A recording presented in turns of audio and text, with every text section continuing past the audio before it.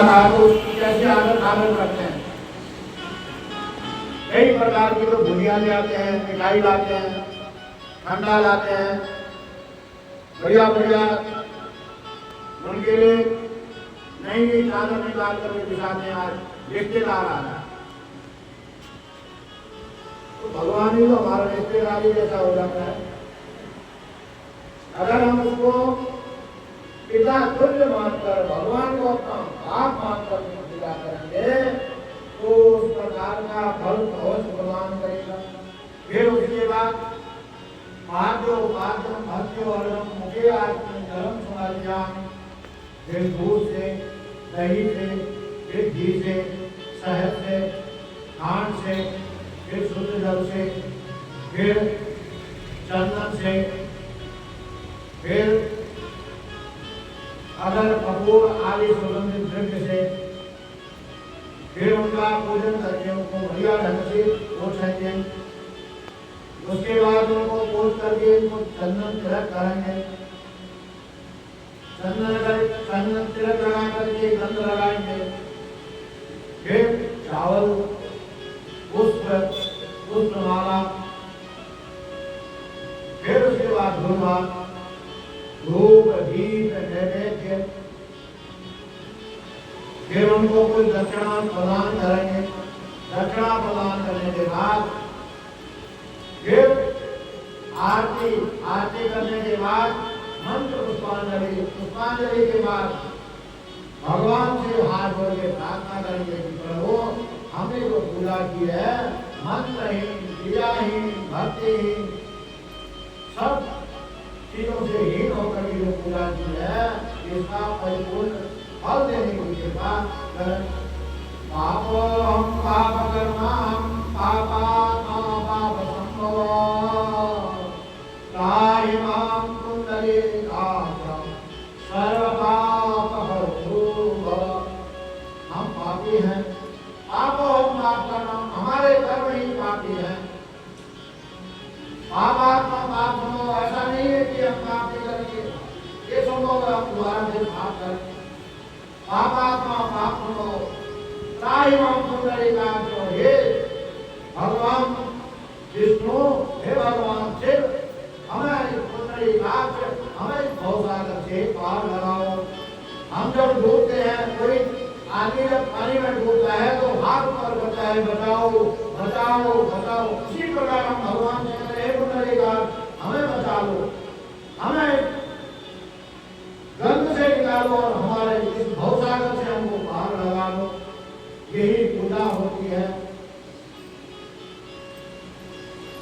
साधक स्वयं ही ईश्वर को प्राप्त कर लेता है और इस साधन के अभ्यास से उनको ज्ञान भी होता है। देवताओं और ऋषियों ने आत्म शुद्धि के लिए अपने हाथ में वैदिक मंत्रों के उच्चारण पूर्वक शुद्ध मंडल में शुद्ध भावना वाला जिस उत्तम शिवलिंग की स्थापना की है उसे पौरुष लिंग कहते हैं। तथा वही प्रतिष्ठित लिंग कहलाता है। वह लिंग की पूजा करने से सदा पौरुष ऐश्वर्य की प्राप्ति होती है।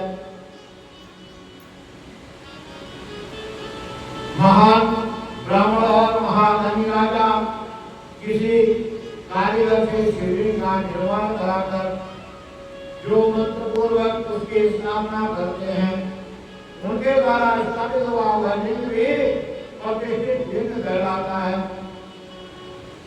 लिंग वह प्राकृतिक है, इसीलिए प्राकृतिक ऐश्वर्य भोग को ही देने वाला होता है। जो शक्तिशाली और नित्य होता है उसे पौरुष कहते हैं।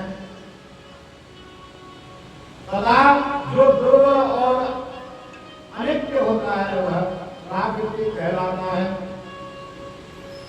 लिंग नाभि, जिह्वा, नासाग्र भाग और शिखा के तंत्र है। कटी, हृदय और मस्तक तीनों स्थानों में जो लिंग की भावना की गई है उस आध्यात्मिक लिंग को ही चर लिंग कहते हैं। पर्वत को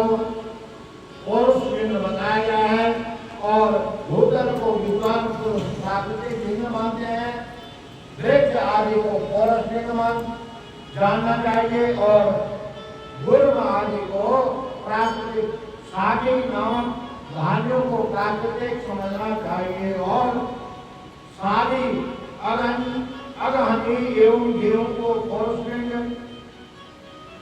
अणिमा आदि आत्म सिद्धियों को देने वाला जो ऐश्वर्य है उसे पौरुष ऐश्वर्य जानना चाहिए। सुंदर स्त्री तथा धन आदि विषयों को प्राकृतिक ऐश्वर्य कहते हैं। चर लिंग में सबसे प्रथम रस लिंग का वर्णन किया जाता है। रस लिंग ब्राह्मणों को उनकी सारी अवश्य वस्तुओं को देने वाला है। सुखदायक भारतीय क्षत्रियों को महान राज्य की प्राप्ति कराने वाला है। सुवर्ण लिंग जो बड़े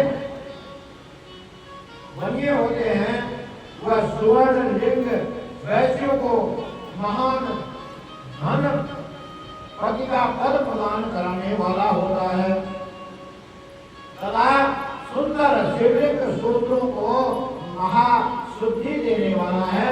इस प्रत्येक लिंग तथा